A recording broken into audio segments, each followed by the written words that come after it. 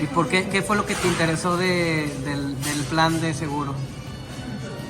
Dejar aseguradas a mis hijas si el día de mañana yo muriera.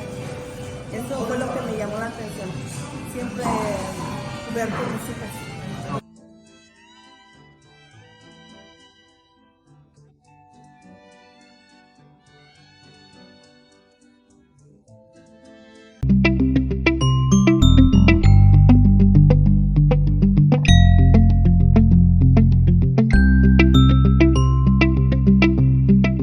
Hoy vamos a hablar de un tema muy importante para México y para los migrantes de otros países que han decidido quedarse en México. Por eso quiero darle la bienvenida a Raquel Romero, presidenta de Libre Mariposa.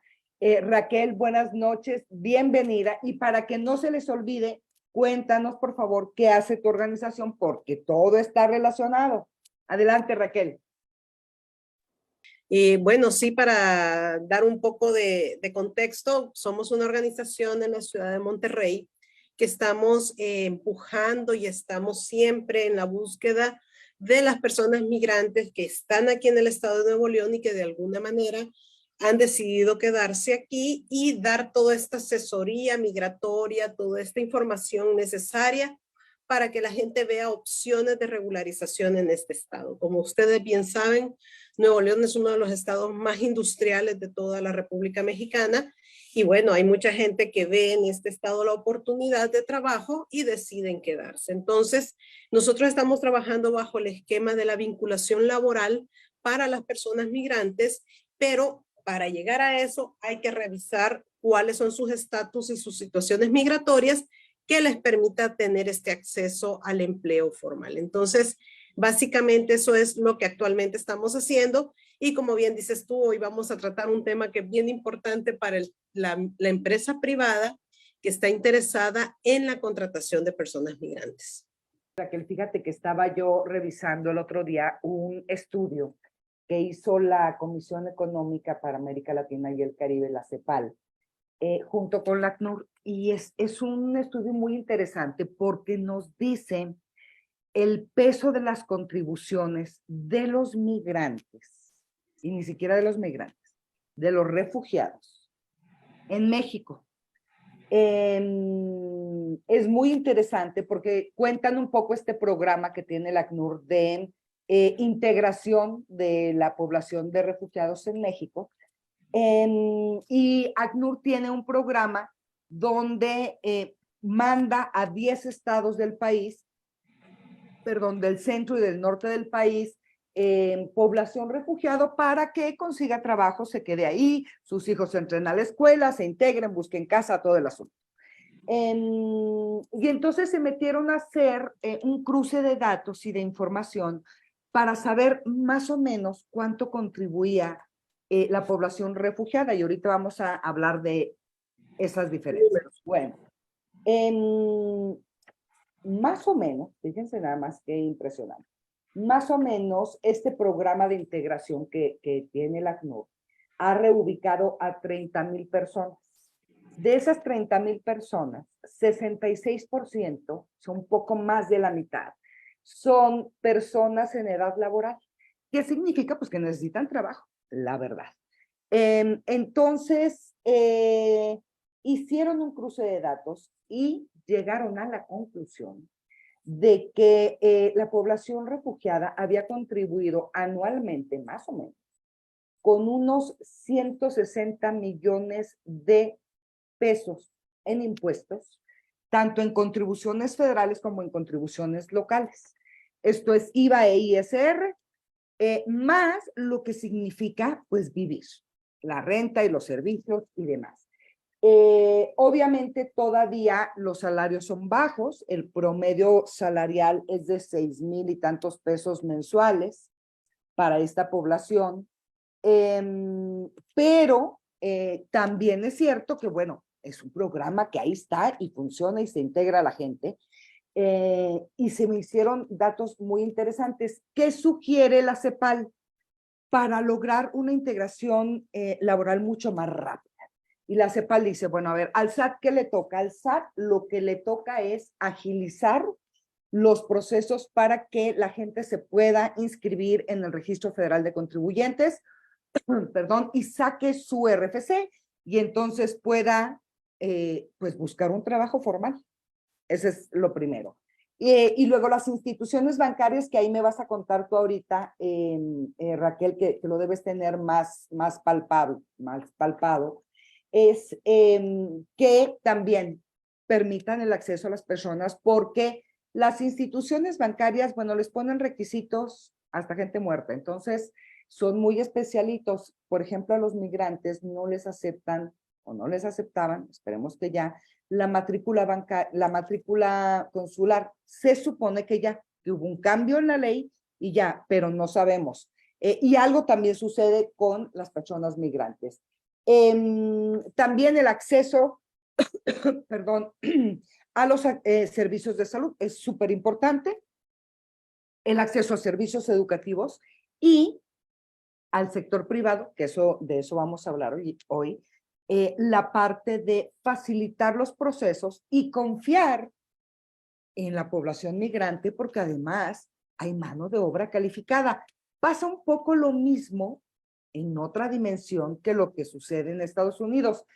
Raquel, ¿por qué no empezamos explicando esta historia de, bueno, los refugiados están muy localizados, muy contados, pero hay mucha más población migrante en otras condiciones documentadas o no? Cuéntanos un poco, Raquel. Sí, tienes total razón, Patricia. Mira, es toda una realidad en medio de todo esto, ¿no? Hay gente que ha migrado no precisamente por un tema de amenazas, hay gente que ha migrado por un tema de buscar empleo, mejores condiciones económicas.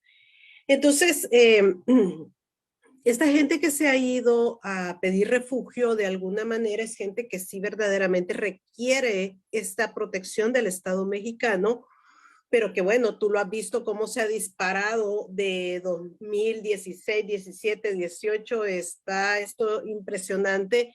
Las estadísticas en Comar, la cantidad de gente que ha buscado la manera de pedir un refugio, pero que también se ha vuelto un método de regularización, ¿no? Porque ya desde el momento en que te dan, que tú ingresas la solicitud y que te dan una tarjeta por razones humanitarias o visitante, pues eso ya te da derecho a un empleo, ya tienes un CUR, ya puedes ir a sacar un RFC. Entonces, creo que se ha distorsionado, por decirlo así de alguna manera, que el migrante dice, bueno, voy a ir a Comar a pedir una tarjeta casi de migración, cuando en realidad no es ni tan siquiera Comar quien da esas tarjetas, es el Instituto Nacional de Migración. Pero bueno, a raíz de eso es donde empieza a surgir que la población la tienes más ubicada en términos de las personas refugiadas, porque bueno, ingresan muchas instituciones como Comar, ACNUR, migración, y entonces hay un documento, hay una estadística, ¿verdad?, de estas personas. Pero creo que también se ha dejado de lado aquellas personas que no ven esto como una opción de regularización. Y estas personas son las que se han quedado como en ese limbo, que no ven en la regularización, no ven a través del refugio una regularización, porque como bien lo hemos platicado, la gente en algún momento desea regresar a su país de origen y ya con un refugio no lo pueden hacer. Pero bueno, partiendo de esto que tú estás explicando, definitivamente, y yo lo he dicho en muchas ocasiones, el migrante es una contribución económica millonaria. El día que entendamos que al regularizar la gente y que la gente tenga acceso a un empleo, cualquier lugar, cualquier estado se va a dinamizar increíblemente, ¿no? Porque efectivamente viene siendo una situación muy parecida como en Estados Unidos, que allá la dinámica económica la tienen pues los migrantes, ¿no? Y tú lo estás viendo ahorita en Miami, en la Florida, donde se ha puesto las cosas muy complicadas. ¿Y qué ha pasado? Se ha venido abajo la parte de construcción, mano de obra. el cultivo, quién recoge ese alimento del cultivo.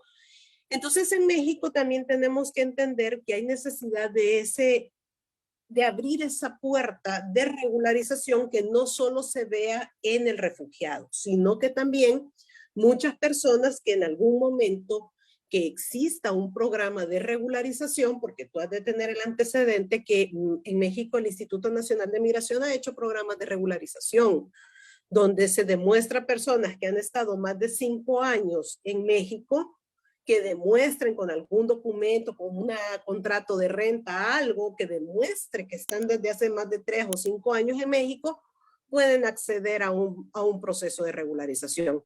Y mira, es una dinámica económica y es ingresos también hasta para el mismo Estado mexicano, porque estos programas no son de gratis. Estos programas tienen un costo que el migrante busca la manera de solventarlos para poder acceder a una tarjeta de regularización.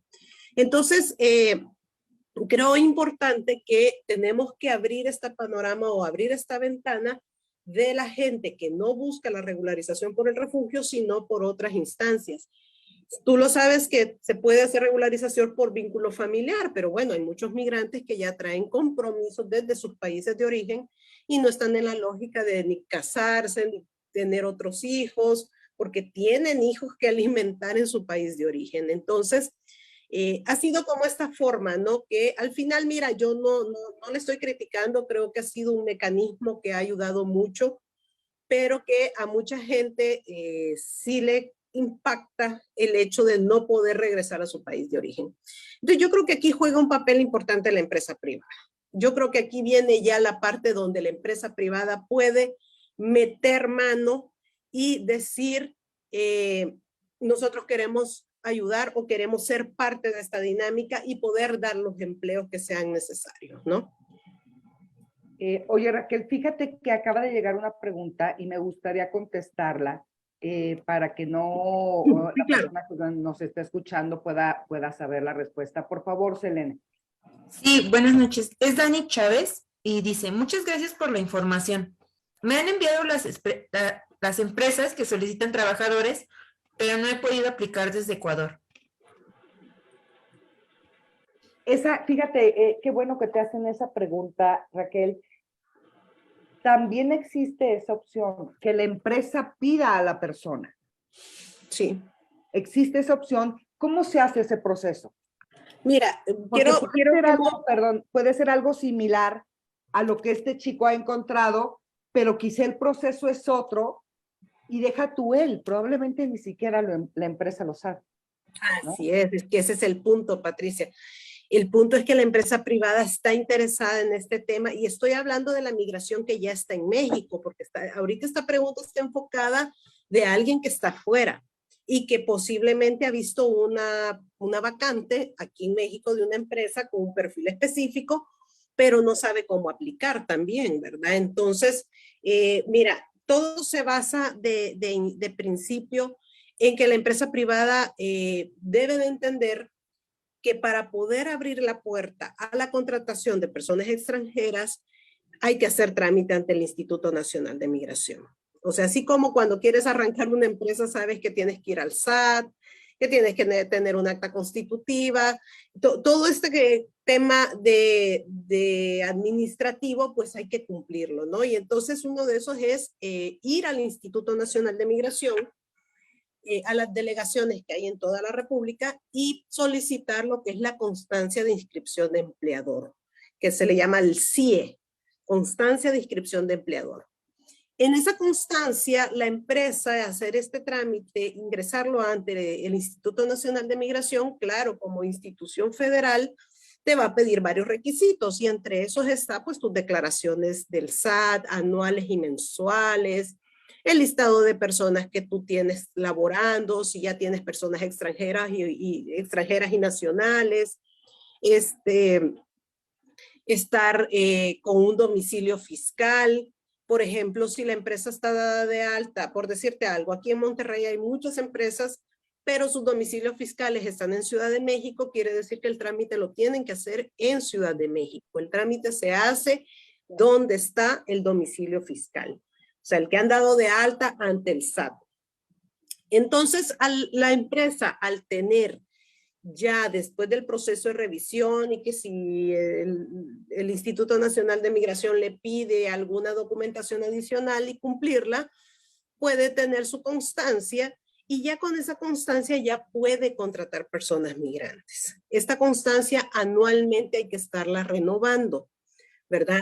Es un proceso más fácil ya la renovación que empezar el trámite. El empezar el trámite sí tienes que presentar una serie de documentos, pero luego ya la renovación ya es más fácil.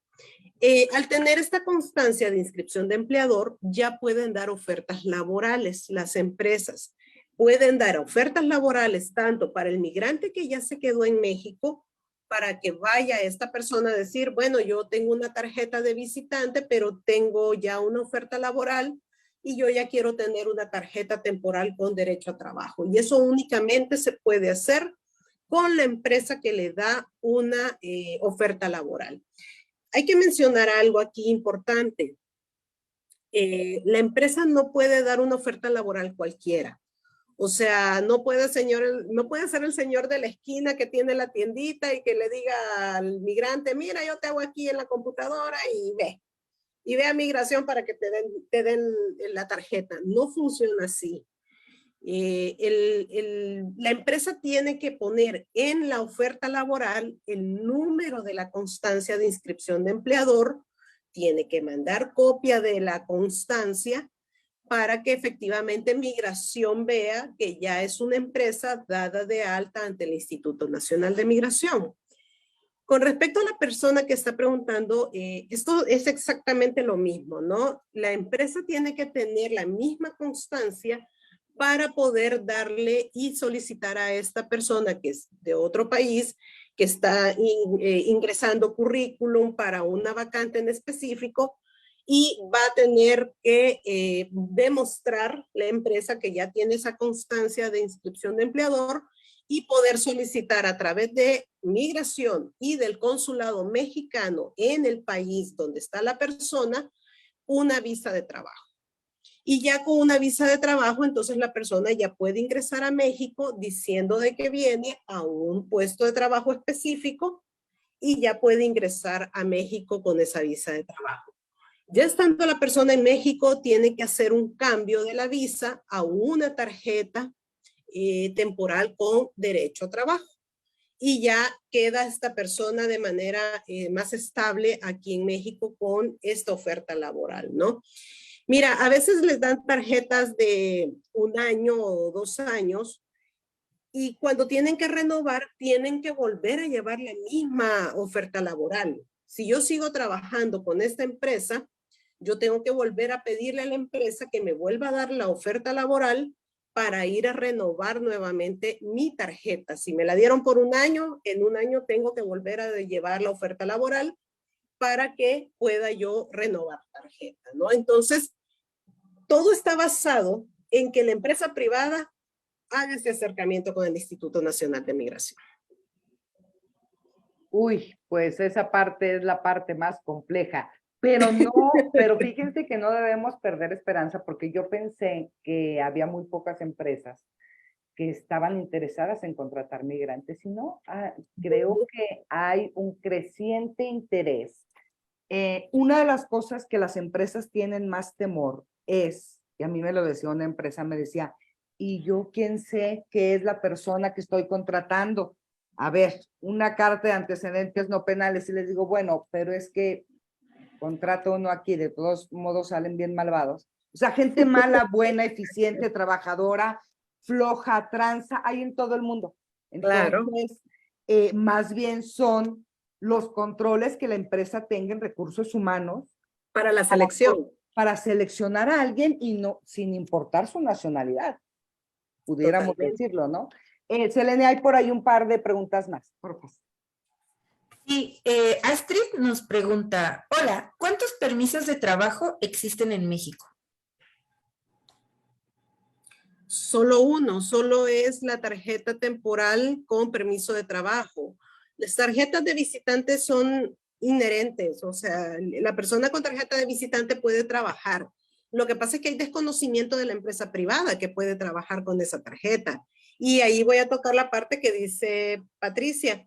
Y el sistema bancario desconoce la tarjeta también y muchas veces el migrante no anda un pasaporte, por ejemplo. Mira, a mí me queda claro que el sistema bancario tiene que cumplir con ciertos protocolos. Por decirte algo, yo no voy a llegar a abrir una cuenta de banco con una licencia. Yo sé que no me la van a abrir, ¿verdad? Yo sé que no me van a dar la apertura de cuenta, que tiene que ser con un INE o con un pasaporte. Entonces, esos son como a veces las trabas que el mismo migrante pues dice, no, pero yo cómo hago para sacar un pasaporte, yo estoy aquí en Monterrey y no tengo consulado acá. Entonces, ahí es donde empiezan como a ver estas trabas y la empresa se desanima, el migrante se desanima, porque como empieza a haber tantos peros, la gente se frustra, ¿no? Pero en sí solo es una tarjeta que es la de temporal con derecho a trabajo y la residencia permanente que ya también es inherente el que puedan trabajar. O sea, aquí es un poco lo mismo, Raquel, que en cualquier país del mundo. Lo que pasa es que, bueno, nosotros estamos muy concentrados en qué pasa en Estados Unidos, pero es ese mismo ejercicio de tú tienes tiempo aquí, trabajas, haces un récord migratorio, puedes aplicar para la residencia y luego de cuánto tiempo puedes aplicar para la ciudadanía. Fíjate que va a depender si tu regularización la hiciste por matrimonio o por hijo. Por ejemplo, en el caso de personas que han tenido por hijos, son 2 años. En 2 años ya se pueden naturalizar. En 2 años ya está la persona porque ya tiene hijo no mexicano, nacido en territorio mexicano. Hay gente que por temporalidad también, que por diferentes razones se ha quedado en México y puede ya en 5 años ya se puede naturalizar. Entonces, va a depender mucho la forma en que haya llegado a tener esta regularización migratoria en México. Mira, la naturalización es muy fácil. La verdad que ahorita está teniendo la Secretaría de Relaciones Exteriores muchas facilidades para la gente que se quiere naturalizar. Ah, pues mira, habrá que estar atento a eso. Hay más preguntas, ¿no, Cel? Sí, también Saraí nos dice, buenas noches. ¿Cómo puedo saber que la oferta laboral que me ofrecen es segura? Mira, eso es un tema bien delicado porque efectivamente sabemos que existen muchas páginas que no son ciertas, que son pura fachada. Mira, yo creo que primero una empresa que de entrada te está pidiendo dinero para poderte dar el espacio o poderte ingresar tus datos dentro de una base de datos de vacantes y eso, yo creo que desde ahí ya debes de desconfiar, ¿no? Segundo, yo creo que es importante qué empresa te está dando la oferta laboral. Yo creo que ahora los medios de comunicación son sumamente accesibles, informarse, ir a investigar la página de las personas o de la empresa. Hay que tener mucho cuidado con qué tipo de ofertas estoy tratando, ¿no? Empresas donde te dicen que te van a retener tu documento, tampoco, porque pues tampoco es por esa vía, ¿no? De cuando ya estés aquí, te entregamos el documento o tienes que depositar y ese tipo de cosas y de juegos de esa manera sí es de mucho cuidado porque sí efectivamente existen estas ofertas laborales que son de alguna manera fraudulentas, ¿no? Hay gente que te ofrece, y eso sucede mucho en Estados Unidos, que te ofrecen las visas de trabajo, pero primero les tienes que pagar $200. Deposita $200 para iniciar el trámite. Yo creo que ese tipo de cosas son muy delicadas, me parece, ¿verdad? Que son muy delicadas y que hay mecanismos, que hay instituciones oficiales en las que sí puedes confiar y que te puedas enterar de cuáles son las ofertas reales que existen, tanto en Estados Unidos como acá en México. Gracias. Bueno, también viene son 2 preguntas que están relacionadas. Una es de Antonio y dice, ¿qué ofertas de trabajo hay en Libre Mariposa? Y la otra es María y nos dice que si tenemos un listado de ofertas de trabajo. Sí, claro, mira, nosotros estamos teniendo ofertas de empleo de diferentes empresas que creo que a veces esos son los mecanismos, ¿verdad? Asociaciones civiles, albergues, donde tienen como esta listado de empresas y que podemos tener la certeza de que de alguna manera son empresas serias y que no están tratando de extorsionar o quitar dinero a los migrantes. Nosotros aquí en Monterrey tenemos ofertas laborales desde la parte operativa. Mucha gente que trabaja de la industria, gente que trabaja de manufactura, gente que está buscando, la empresa privada está buscando a veces gente que es de montacarga, ayudantes generales. Entonces, son las ofertas que más encontramos aquí en Monterrey y que nosotros hemos dado el seguimiento, y las personas con las que hemos contactado sabemos que son de las áreas de reclutamiento, ¿no? Sí, yo creo que esa, ay, perdón, Abelito. Ah, no, no, Dale. está No, bien, no, está bien, sí. no, me Va que va. callo, yo Sí. siempre hablo. Sí, tengo una duda, Raquel. Ahorita estamos hablando de los documentos, pero, o sea, ¿qué documentos necesita tener una persona? Porque luego es complicado ir paso por paso, ¿no? Dependiendo del país se puede complicar porque, pues, por ejemplo, las identificaciones, que para tener necesitas otra, CURP, porque también luego hay migrantes, y es todo un reto porque luego también se los piden. Toda la lista de documentos que una persona debe tener para ya no tener broncas o decir, ya tengo Como todo? un checklist, ¿no? Sí, y que no sea como unas ventanillas de, y es que ahora te faltó este. ¿Qué necesito? Mira, la persona migrante para poder trabajar, y estamos hablando de las personas Ujú. con documento migratorio, ¿verdad? O que se quieran regularizar. Para poder entrar en esta dinámica del empleo formal, pues primero tu tarjeta de migración, cualquiera de las tres que tengas, visitante, temporal o permanente. Ya teniendo esa tarjeta, el siguiente paso es darte de alta ante el SAT. Importante que la gente, el migrante, tiene que tener contacto con su consulado para poder obtener un pasaporte. Eso es muy importante, porque de lo contrario, si vas a entrar en una empresa grande, una empresa que te dice, bueno, es que yo pago por nómina, yo no te puedo pagar en efectivo, sí forzosamente tiene que haber un pasaporte, ¿no? Entonces, pasaporte, tu tarjeta de migración, luego tu alta en el SAT con el RFC y tu número de seguro social. Nosotros como Libre Mariposa les acompañamos en sacar la cita en el SAT, en explicarle qué es lo que tienen que presentar en el SAT y obtener su RFC.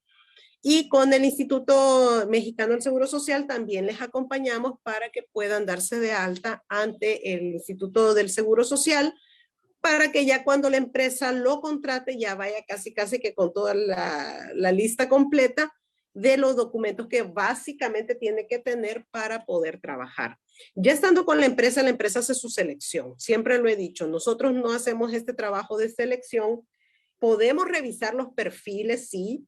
Podemos ver la gente que está solicitando el trabajo, entrevistarla, conocer cuáles son las circunstancias por las cuales llegó a México, y poderle pasar al área de recursos humanos y decirle, oye, mira, pues estos son los perfiles, pero ya tu selección, tu psicométrico, tú lo haces.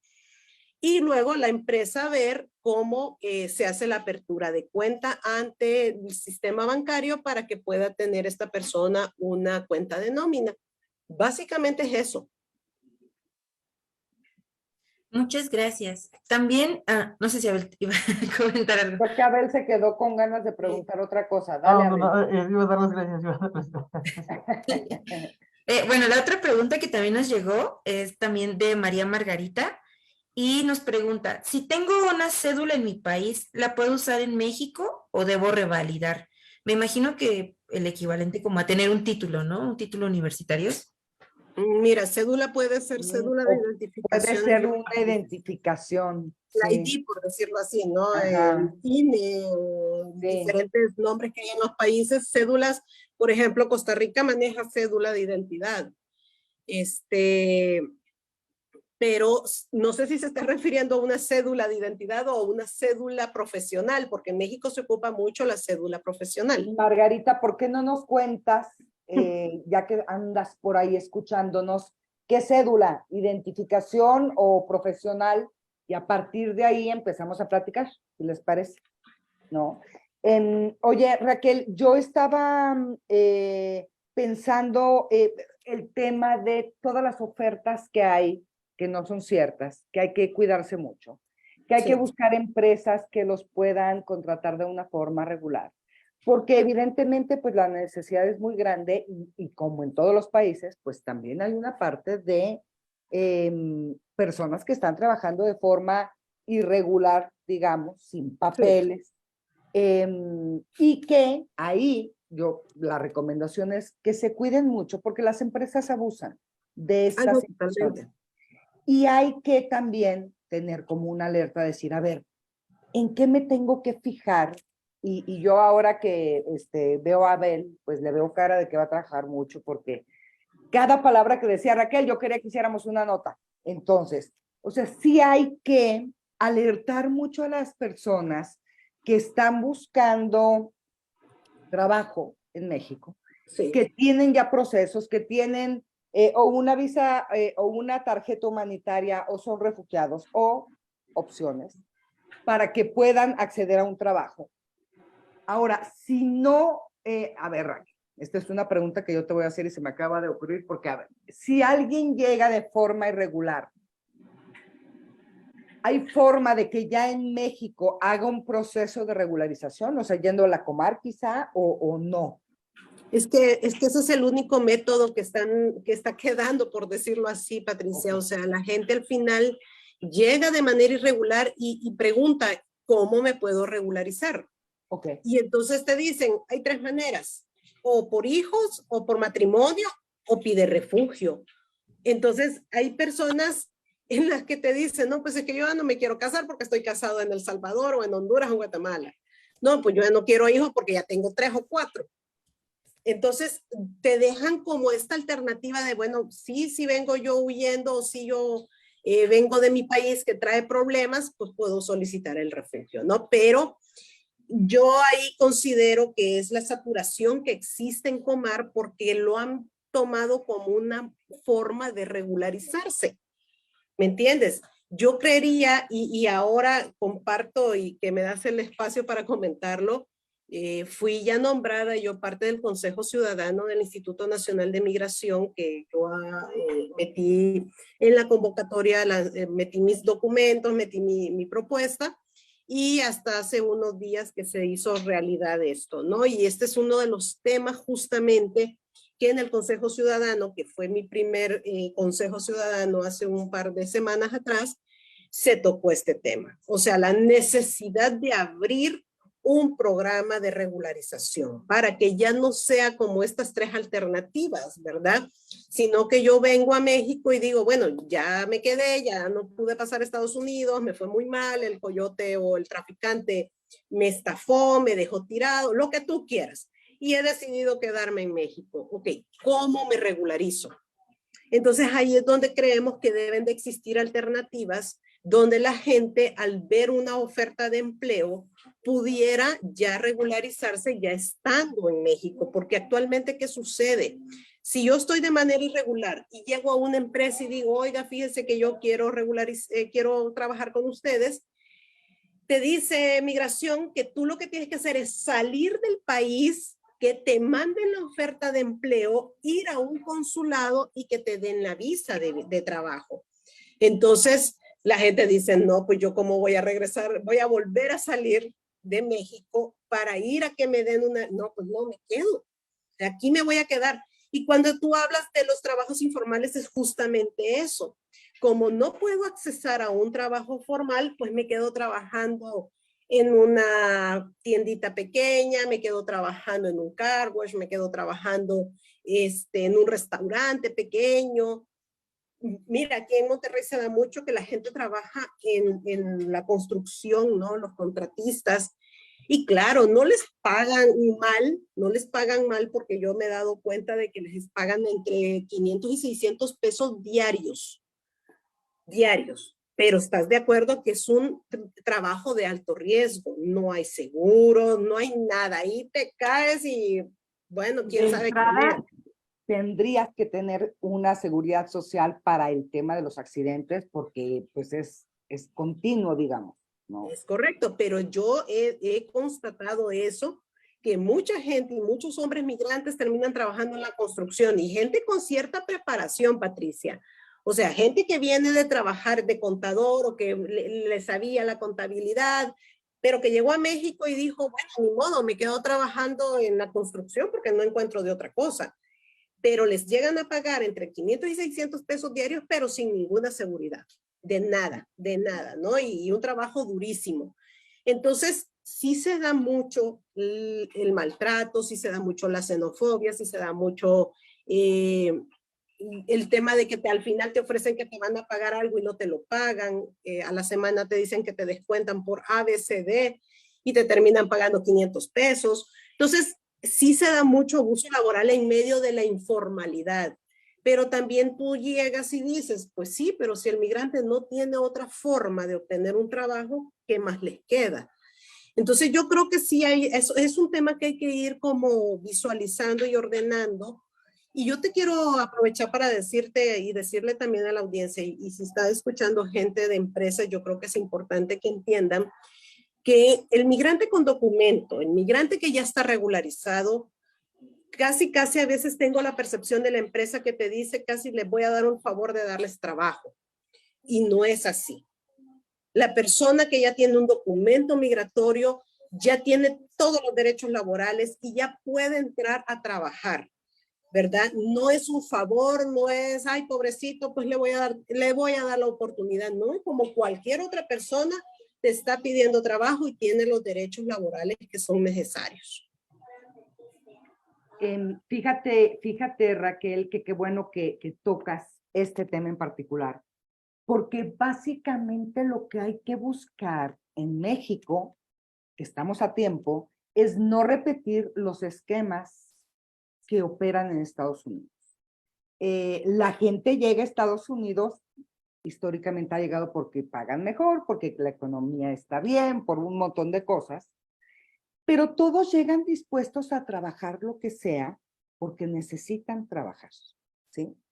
Y eso que el Estado o algunas organizaciones, hay más estructuras y redes de ayuda. En México, primero tendríamos, uno, que facilitar el proceso a las empresas, pero también explicarle a las empresas los beneficios que puede traer la migración, y uno de ellos no debe ser el abuso.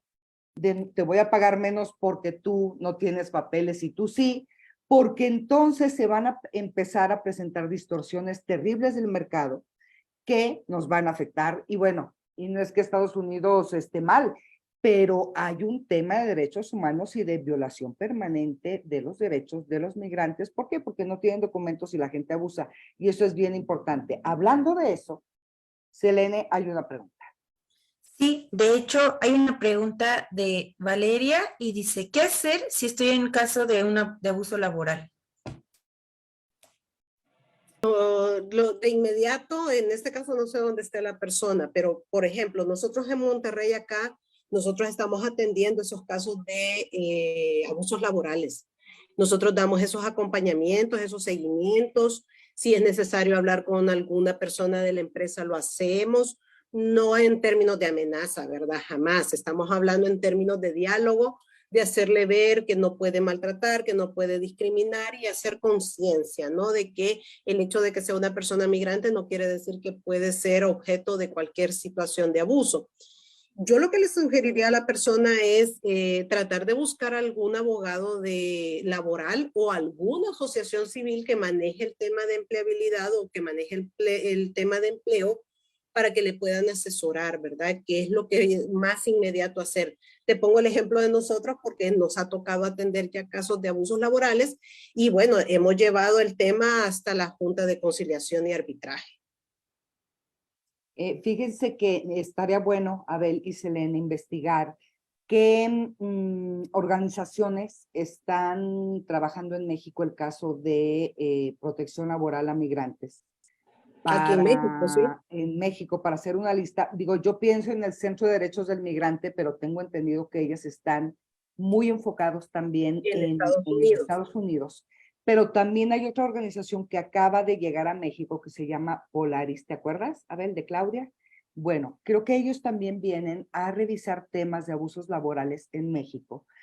Así que les prometemos que vamos a crear mucho contenido alrededor de esto. pero creo que es un tema súper importante porque miren, si en México hay abusos laborales con los mexicanos, imagínense nomás. Imagínate con el migrante.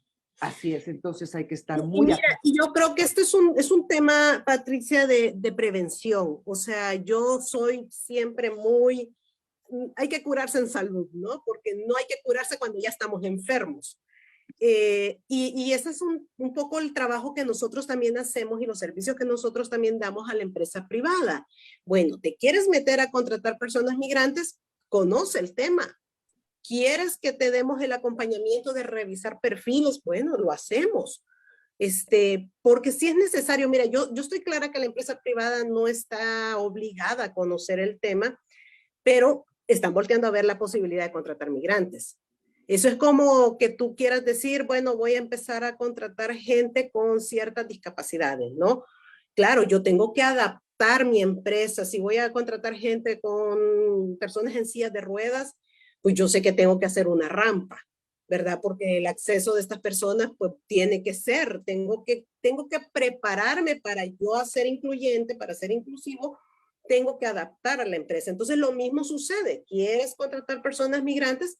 Conoce el tema, conoce qué viene alrededor de todas estas personas, porque de alguna manera, mira, yo siempre lo he dicho, el migrante viene muy golpeado y en términos emocionales, psicológicos, no golpeado, bueno, también vienen golpeados físicamente, pero vienen muy golpeados y es difícil ponerse a trabajar cuando traes una situación psicológica de abusos, de humillaciones, vienes con ese trastorno emocional que ponerte a trabajar de inmediato no es fácil, ¿no? Entonces también creemos que tiene que haber de alguna manera cierta identificación de decir, oye, mira, ¿sabes qué? Esta señora quiere trabajar, pero sí necesitamos hacerle un acompañamiento psicológico porque sufrió, no sé, abuso durante el trayecto que vino y llegó hasta Monterrey. Estoy dando un ejemplo, no es que así sea, ¿no? Pero sabemos que hay realidades durísimas en medio de esta migración y eso tiene que estar consciente la empresa. Sí, yo creo que lo que tú dices es cierto, Raquel, es no solamente tener el deseo, sino conocer el fenómeno, saber qué pasa alrededor. Y pues hay mucho trabajo que hacer. De hecho, también les vamos a poner aquí en los comentarios los datos de Raquel, por si quieren Gracias. comunicarse con ella. Porque Raquel y yo traemos en el pensamiento, y yo creo que avanzaremos muy pronto en ello, en el tema de la inclusión laboral, por todos lados. Por una parte, la parte de las empresas que tocamos hoy, que es muy importante, pero también es muy importante el tema de que los migrantes se informen y conozcan los mecanismos y no los engañen y sepan quién los puede ayudar en estos procesos. Esa es la otra parte importante. Y ahora que la gente estuvo preguntando de trabajo, bueno, estamos trabajando en Conexión Migrante para ver si podemos lograr hacer algo al respecto. A ver si podemos tener bolsas de trabajo de empresas que estén interesadas en contratar migrantes para unirlos con los migrantes, bueno, servir en lo que dice nuestro nombre de conexión.